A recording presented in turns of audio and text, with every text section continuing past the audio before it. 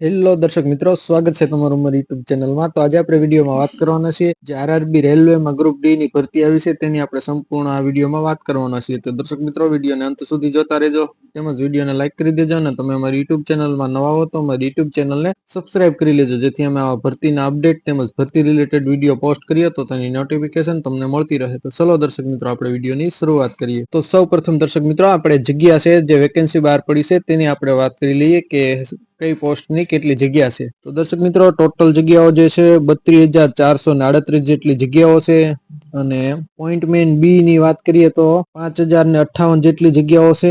ત્યાર પછી assistant track machine ની વાત કરીએ તો 799 જગ્યાઓ છે। આસિસ્ટન્ટ બ્રિજ 301 જગ્યા છે।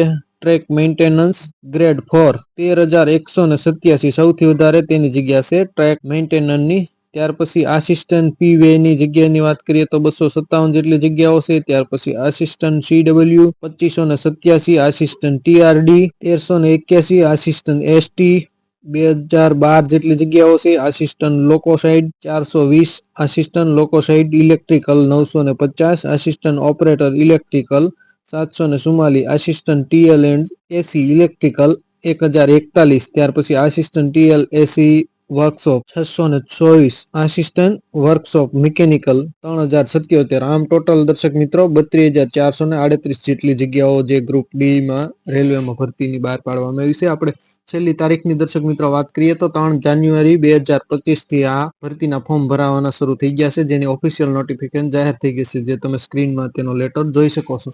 ત્યાર પછી દર્શક મિત્રો, આપણે એજ લિમિટની વાત કરીએ કે આ ભરતીમાં ફોર્મ ભરવા માટે એજ લિમિટની શું જરૂર હોય છે। આપણે વાત કરીએ તો જનરલ કેટેગરીને એજ લિમિટ છે 18 થી 30, એમાં પ્લસ 3 વર્ષની છૂટછાટ આપવામાં આવે એટલે 33 વર્ષ। ત્યાર પછી આપણે ઓબીસી ની વાત કરીએ તો દર્શક મિત્રો, એજ લિમિટ 18 થી 33 સુધીના જે લોકોની વય મર્યાદા છે તે ફોર્મ ભરી શકે, પ્લસ 3 વર્ષને છૂટછાટ આપવામાં આવે છે, એટલે કે તે 36 વર્ષ સુધી તમે ઓબીસી કેટેગરીના જે કેન્ડિડેટ છે તે ફોર્મ ભરી શકશે। ત્યાર પછી આપણે એસટી એસસી કેટેગરીની વાત કરીએ તો 18 થી 35 વર્ષ પ્લસ 3 વર્ષ છૂટછાટ, એટલે કે 38 વર્ષ। 38 વર્ષ સુધી એસટી અને એસસી કેટેગરીના જે કેન્ડિડેટ છે તે આમાં રેલવેમાં ફોર્મ ભરી શકે છે।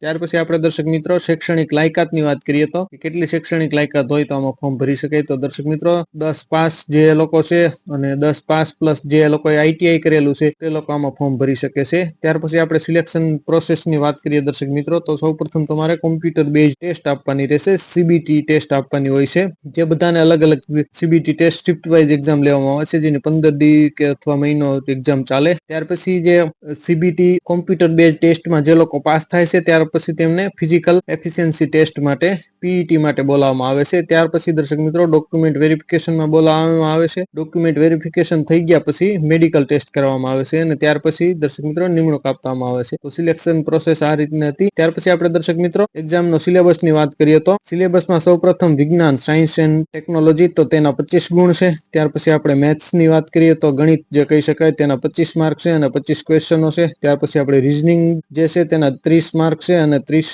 ક્વેશ્ચનો રીઝનિંગના છે। ત્યાર પછી આપણે વાત કરીએ તો જીકે અને કરંટ અફેર 20 ક્વેશ્ચન અને 20 માર્ક છે, આમ ટોટલ 100 પ્રશ્નો અને 100 ગુણ છે। અને સમયની વાત કરીએ તો 1.5 કલાક છે, એટલે કે 90 મિનિટનો ટાઈમ છે એક્ઝામમાં। ત્યાર પછી દર્શક મિત્રો આપણે ફિઝિકલ ટેસ્ટ જે દોડ છે તેની વાત કરીએ, દોડ કઈ રીતની હોય છે। તો દર્શક મિત્રો, જે મેલ કેન્ડિડેટ છે, પુરુષ ઉમેદવાર છે, તેને 1000 મીટર દોડવાનું હોય છે, 4 મિનિટ અને 15 સેકન્ડમાં પૂરું કરવાનું હોય છે, તો તે પાસ ગણાય છે, નહીતર તે ફેલ ગણાય છે। ત્યાર પછી મહિલા કેન્ડિડેટ માટે જે મહિલા ઉમેદવાર છે તેને 1000 મીટર દોડવાનું હોય છે, પણ તેને 5 મિનિટ અને 41 સેકન્ડમાં જે દોડ છે તે પૂરી કરવાનું હોય છે, અન્યથા તે ફેલ ગણાય છે। ત્યાર પછી બીજી દોડ એક રાખવામાં આવે છે જે 100 મીટરની દોડ હોય છે, તેમાં મેલ પુરુષ જે ઉમેદવાર છે તેને 100 મીટર દોડવાનું હોય છે, 35 કિલો વજન ખંભા ઉપર લઈ અને 2 મિનિટની અંદર 100 મીટર તેને દોડ પૂરી કરવાનો હોય છે, તો તે પાસ ગણાય છે। ત્યાર પછી ફિમેલની વાત કરીએ તો તેને 20 કિલો એટલે કે 1 મણ જેટલો વજન ખંભે રાખી અને 100 મીટર દોડવાનું હોય છે, તેને 2 મિનિટને તેને પણ 2 મિનિટમાં પૂરું કરવાનું દોડ હોય છે, તો તે પાસ ગણાય છે। તો દર્શક મિત્રો, આ એક ગ્રુપ ડી રેલવેની ભરતી કેન્દ્ર સરકારની જે બહાર પડી છે તેની